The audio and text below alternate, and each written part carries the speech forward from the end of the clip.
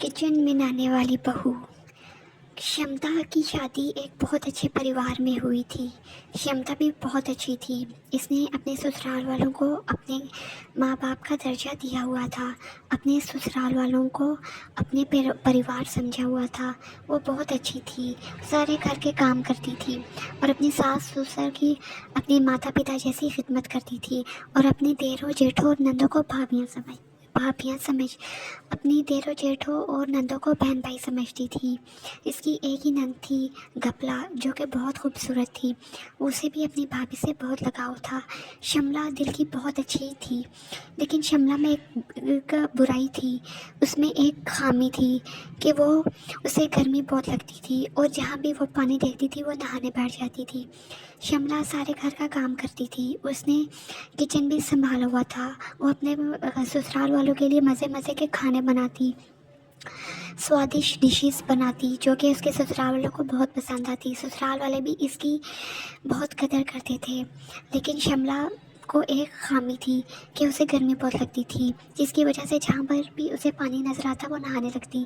अब शमला जब किचन में जाती तो उसे 10-10, 15-15 हांडियाँ बनानी पड़ती, डिशेस तैयार करनी पड़ती, जिसकी वजह से उसे तो और भी पसीना आने लगता। और थे भी ये जून जुलाई के महीने, जिसमें तो और भी गर्मी पड़ती है। जून का महीना था, बाहर कड़कती धूप थी। धूप इतनी तेज़ थी कि दीवारों से भी धुआं निकल रहा था। शमला बहुत परेशान हुई। इसने अब सोचा कि इस गर्मी में अपने प्यारे से परिवार वालों के लिए खाना तो लाजमी ही बनाना है, वरना माँ जी अपनी दवाइयाँ कैसे लेंगी और पिताजी की भी तबीयत ख़राब हो जाएगी और नानी और गपला कॉलेज से आकर क्या खाएगी। राहू और रामू जॉब से वापस आकर उन्हें भी भूख लगी होगी, खाना तो बनाना है। लेकिन इतनी गर्मी में हाय अल्लाह, करूँ तो करूँ क्या। उसके दिमाग में एक तरकीब आई। उसने पानी का पाइप निकाला और टूटी के साथ लगाया, नलके के साथ लगाया और सर खुद स्टूल पर बैठ गई और साबुन और शैम्पू ले आई और साड़ी पहनने पहने अपने सर पर शैम्पू लगाने लगी और ठंडे ठंडे पानी के साथ नहाने लगी। एक हाथ से वह सालन में एक चमचा हिला रही थी, एक हाथ से वो डिश को पका रही थी और दूसरे हाथ से वो पानी का पाइप पकड़े हुए नहा रही थी। अब तो उसके मज़े हो गए, उसको रोज़ मज़ा आने लगा। ऐसे उसका किचन में वक्त भी आसानी से गुजर जाता और उसे गर्मी भी नहीं लगती और अच्छी अच्छी डिशेस भी तैयार हो जाती। उसका मन भी बहल जाता और गर्मी भी ख़त्म हो जाती, गर्मी का एहसास भी टूट जाता। एक दिन क्या हुआ, वो इसी तरह खाना बना अपने ससुराल वालों के लिए मज़े मज़े की डिशेस बना रही थी, खाना तैयार कर रही थी। पास ही चूल्हा रखा हुआ था और वो खुद स्टूल पर बैठी एक हाथ से चमचा हिला रही थी और दूसरे हाथ से पानी का पाइप पकड़कर नहा रही थी। इतने में उसके ससुराल वाले किचन में आ गए। उन्होंने शमला को देखा और बहुत हैरान हुए कि ये कर क्या रही है। शमला थोड़ी सी घबरा गई और एकदम से पानी का पाइप उससे हाथ से छूटकर नीचे फर्श पर गिर गया। थोड़ा सा पानी उसकी सास के कपड़ों पर गिरा, उसकी साड़ी थोड़ी सी भीग गई। शमला एकदम से खड़ी हो गई और रोने लगी, कहने लगी, माँ जी और पिताजी, आपको तो पता है मुझे कितनी गर्मी लगती है।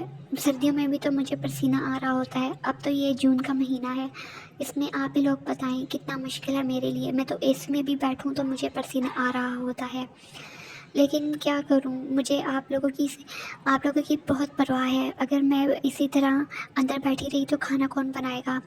माँ जी आप दवाइयाँ कैसे लेंगी, पिताजी आपका बीपी लो हो जाएगा, और रमला तुम और गमला तुम कॉलेज से आती हो, तुम्हें भी तो भूख लगी होती है, तुम भी तो थक गई होती हो, तुम्हें भी तो खाना चाहिए होता है।